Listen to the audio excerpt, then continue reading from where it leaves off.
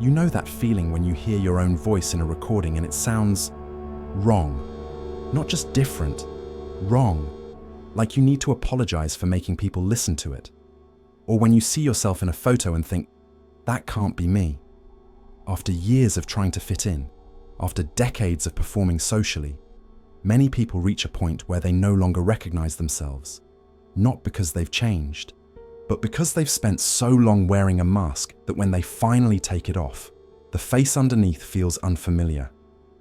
There are people who've spent their entire lives adjusting their voice, their posture, their energy to match what others expect. They've micromanaged every word, every gesture, guarding their peace from a world that demanded constant performance. And now, when they're finally alone, when they're finally free to just exist, they feel like strangers in their own skin. But what if that strangeness isn't a flaw? What if it's not a sign that something's broken? What if the discomfort you feel when you see or hear yourself is actually your mind recognizing the gap between who you've been pretending to be and who you actually are? There's a psychology behind this that Carl Jung understood deeply, and once you understand it, everything about why you feel this way starts to make sense. Let me explain what's actually happening here. When you feel like a stranger to yourself, it's not because you're broken or defective. It's because you've been living in what Jung called the persona, the mask you wear for the world, the version of yourself you crafted to survive social expectations, to avoid judgment, to keep the peace. And after years, sometimes decades, of wearing that mask, you forget what your actual face looks like underneath. What if this isn't a disorder? What if it's a design? What if the reason you don't recognize yourself in photos or recordings is because those images capture the performance, not the person? The you that smiles on cue, the you that modulates your voice to sound more confident, more agreeable, more like what people expect.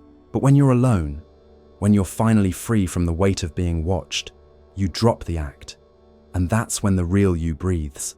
Here's the interesting part.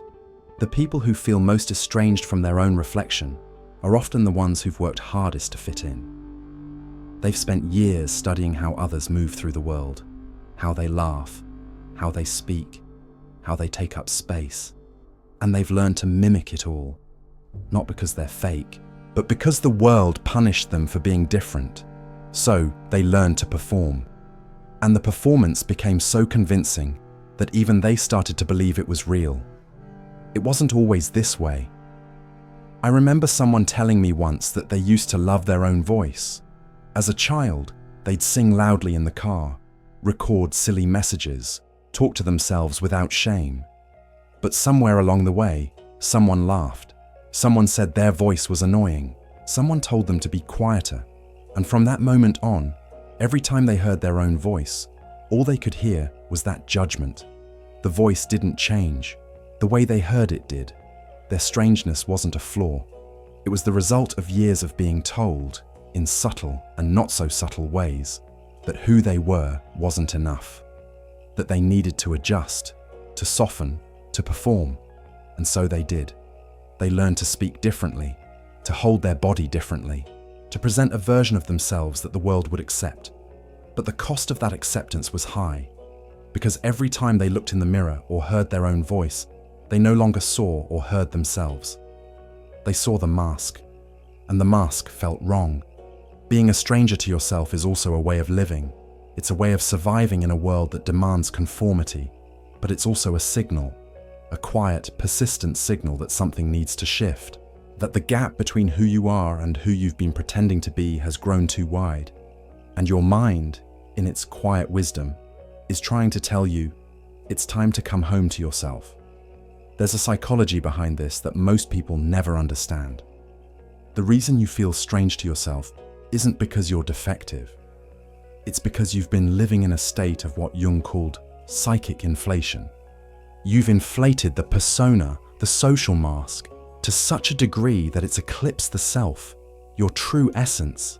And now, when you catch a glimpse of yourself, what you see is the mask, not the person underneath. And the mask feels foreign because it was never really you. After decades of trying to enjoy being the person everyone expected, after years of adjusting your voice, your energy, your very presence to match what others needed, you reach a point where you no longer know what you actually sound like, what you actually look like, who you actually are. And that's not failure, that's exhaustion, the exhaustion of a lifetime spent performing. Society tells you that if you don't recognize yourself, something's wrong with you, that you need therapy, medication, a complete overhaul of your personality. But what if the truth is simpler? What if the reason you don't recognize yourself is because the version of you that the world sees isn't the real you? It's the version you created to survive. And now, after years of performing, your mind is finally saying, enough. Still, here's a curiosity. The people who feel most like strangers to themselves are often the ones with the richest inner worlds. They're introspective, deeply reflective. They think about who they are, why they are, what it all means. And that level of self-awareness, that constant internal dialogue, creates a gap between the self they know internally and the self they present externally. And the wider that gap becomes, the stranger they feel. What are they protecting themselves from? What are they guarding so carefully that they've built an entire persona to shield it? Here's the truth. They're protecting their energy from people who take more than they give. They're protecting their peace from a world that glorifies noise. They're protecting their authenticity from a culture that punishes difference. First, there's the exhaustion. Social interaction for them isn't energizing, it's draining. Every conversation is a performance. Every smile is calculated. Every word is filtered. And after years of that, after decades of micromanaging their presence, they're tired, bone tired, soul tired. So they retreat, not because they hate people, but because they need to stop performing. And when they're alone, when they finally drop the mask, they can breathe again. Second, there's the trust. They've learned, often through painful experience, that the world doesn't reward authenticity. It rewards conformity. So they learned to conform, to adjust, to perform. But the cost of that performance is high because every time they perform, they move further away from who they actually are. And the further they move, the stranger they feel. Third, there's the preference. Here's a secret they rarely say out loud. They don't just tolerate being alone, they prefer it. Not because they're antisocial or broken, but because being alone is the only time they don't have to perform. It's the only time they can exist without being watched, judged, or expected to be someone they're not. And in that solitude, they finally feel like themselves again. If you are someone who feels like a stranger to yourself after years of trying to fit in, if you've spent decades adjusting your voice, your energy, your very presence to match what others expect, if you look in the mirror or hear your own voice and think, that's not me, then this next part is for you. Not about you, to you. Let me shift for a moment and speak directly to you. Not about you, to you. What if nothing is wrong? What if the strangeness you feel isn't a sign of brokenness, but a sign of awakening? What if your mind is finally recognizing the gap between the mask you've been wearing and the person you actually are? And what if that recognition, as uncomfortable as it is the first step toward reclaiming yourself? I spent years thinking I was broken. I'd watch people around me laugh in groups, make plans, text constantly. And I'd wonder, why don't I want that? Why does the thought of going out feel like a chore? Why do I feel more like myself when I'm alone than when I'm surrounded by people? And for a long time, I thought something was wrong with me, that I was defective, that I needed to fix myself. But then I learned about Jung's concept of individualization, the process of becoming who you actually are, not who the world expects you to be. And I realized the strangeness I felt wasn't a flaw. It was a signal that I'd spent so long performing, so long wearing the mask, that I'd forgotten what my actual face looked like. And the discomfort I felt when I saw or heard myself wasn't because I was broken. It was because I was finally starting to see the truth. Solitude, in this context, isn't loneliness, it's sanctuary. It's the space where you can finally drop the mask and exist as you are. And if you've spent decades performing, if you've spent years adjusting your voice, your energy, your presence to match what others expect, then solitude isn't just rest, it's reclamation. It's the slow, deliberate process of remembering who you are underneath all the layers of performance. At 50, 60, 70, you've earned the right to choose peace over performance. You've earned the right to stop adjusting yourself to fit into spaces that were never meant for you. You've earned the right to be a stranger to the version of yourself that the world demanded, and to finally meet the person you've always been underneath. And now it's time to talk directly to you. Maybe you are one of these people. Maybe you've spent years, decades even, feeling like you don't quite recognize yourself. Maybe you look in the mirror and see someone who looks tired, worn, unfamiliar. Maybe you hear your own voice and think, that doesn't sound like me.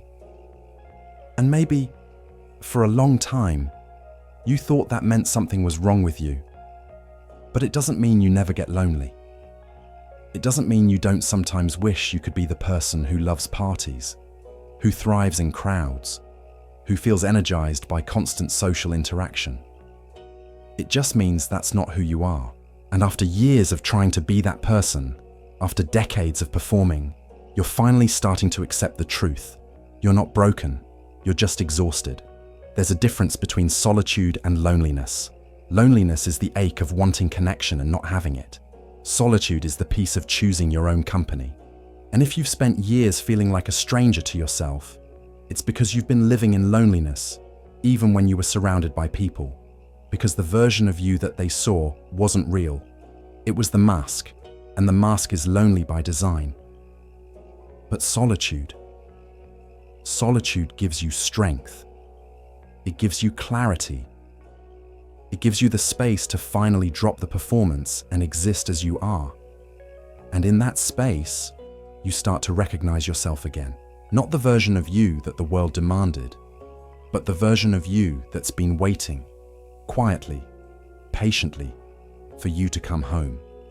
While others fear missing out, you've discovered the joy of opting out. You've discovered that rest isn't laziness, that quiet isn't weakness, that choosing your own company over half-hearted connections isn't failure, it's wisdom. And there is something important still waiting to be said, something that might change the way you see yourself forever. Let's go deeper into the psychology. The people who feel like strangers to themselves often share a few key traits. And understanding these traits doesn't just explain why you feel this way, it validates it. It shows you that this isn't a flaw, it's a design. First, there's energy management. For them, social interaction isn't just tiring, it's depleting. Every conversation requires them to manage not just what they say, but how they say it, the tone, the pacing, the body language. And after years of that, after decades of micromanaging their presence, they're exhausted, so they retreat. Not because they hate people, but because they need to conserve their energy for the things that actually matter. Second, there's trust and vulnerability. They've learned, often through painful experience, that the world doesn't reward authenticity. It rewards performance, so they learn to perform, to adjust, to present a version of themselves that the world would accept. But the cost of that performance is high, because every time they perform, they move further away from who they actually are. And the further they move, the stranger they feel. Third, there's the complex inner life. They think deeply, they feel deeply. They process the world in layers that most people never see. And that depth, that complexity, creates a rich internal world. A world that's often far more interesting, far more fulfilling than the external world of small talk and surface level connections. And when you have a world like that inside you, the external world starts to feel shallow. exhausting, like a chore. Fourth, there's control over environment. They've learned that they can't control how others see them, but they can control their environment. And so they create sanctuaries, spaces where they don't have to perform, where they can exist as they are. And in those spaces, they finally feel like themselves again. Sometimes the reason they love being alone is because the world once disappointed them, not in a single, catastrophic event, but in 1,000 small moments. 1,000 times they showed up as themselves and were told, in subtle and not so subtle ways, that it wasn't enough, that they needed to be louder, brighter, more social, more like everyone else. And so they learned to perform, and the performance became so convincing that even they started to believe it was real. But protecting your peace isn't weakness, it's emotional wisdom. It's the recognition that not every space is safe, that not every person deserves access to your energy, that you have the right to choose who you let in and who you keep out. And if you've spent decades performing, if you've spent years adjusting yourself to fit into spaces that were never meant for you, then protecting your peace isn't just smart, it's survival. Jung understood this. He called it the process of individuation, the journey of becoming who you actually are, not who the world expects you to be. And he knew that this journey is uncomfortable, because it requires you to confront the gap between the persona, the mask you wear for the world, and the self, the person you actually are underneath. And the wider that gap, the stranger you feel. After a lifetime of performing socially, after decades of adjusting your voice, your energy, your presence to match what others expect, you reach a point where you no longer know what you actually sound like, what you actually look like, who you actually are. And that's not failure. That's the beginning of individuation. That's the moment when you finally start to come home to yourself. Picture this. You're standing at your window, watching life continue outside. People rushing, talking, moving, and you're inside, quiet, still. And for a moment, you feel that familiar pang, the one that says you should be out there, that you're missing something, that you're failing at life because you'd rather be here, in the familiar silence of your own home, than out there in the noise. But here's the truth. Society glorifies constant motion as if stillness is failure. It glorifies noise as if quiet is weakness. It glorifies performance as if authenticity is boring. But rest is part of growth. Stillness is part of clarity. And quiet isn't weakness, it's strength. The strength to exist without needing validation, without needing applause, without needing to prove anything to anyone. And in that quiet, you start to recognize yourself again. Not the version of you that the world demanded, but the version of you that's been waiting, quietly, patiently, for you to come home. The version of you that doesn't need to perform, that doesn't need to adjust, that can simply exist. And that version of you, that's not strange, that's real. Your cat curled beside you understands more than most people ever will. It doesn't judge your silence. It doesn't drain your energy. It doesn't demand that you perform. It simply exists with you. And in that shared existence, you find something rare, something precious, peace. You are not strange for feeling like a stranger to yourself after years of trying to fit in. You are not broken for not recognizing the person in the mirror. You are not defective for preferring your own company over half-hearted connections. You are not failing at life because you'd rather stay home than go to a party. You are not weak for protecting your peace. You are not wrong for choosing solitude over performance. You are building a life that doesn't exhaust you, a life that doesn't require you to perform, a life where you can finally exist as you are. And that's not failure, that's freedom. That's the kind of freedom that Jung called individuation, the freedom to become who you actually are, not who the world expects you to be. And one day, maybe not today, maybe not tomorrow, but one day, you will look in the mirror and recognize yourself. Not because you've changed, but because you've finally stopped performing. You will hear your own voice and think, That's me. Not because your voice has changed, but because you finally stopped adjusting it to match what others expect. You will exist in your own skin without feeling like a stranger. Not because you fixed yourself, but because you've finally come home. You've earned this peace after decades of trying to fit in, after years of performing, after a lifetime of adjusting yourself to match what others expect.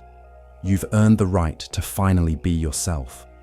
And if that self feels strange at first, that's okay. Because strangeness isn't a flaw, it's the first step toward recognition. And recognition is the first step toward home. If this resonates with you, if you want to go even deeper into understanding why solitude feels like sanctuary and how to transform that peace into a life of profound meaning, there's more waiting for you here. Another conversation, another layer, just for you.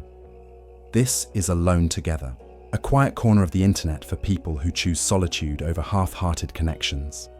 If you're here, you're not broken, you're just built differently, and you're not alone in being alone.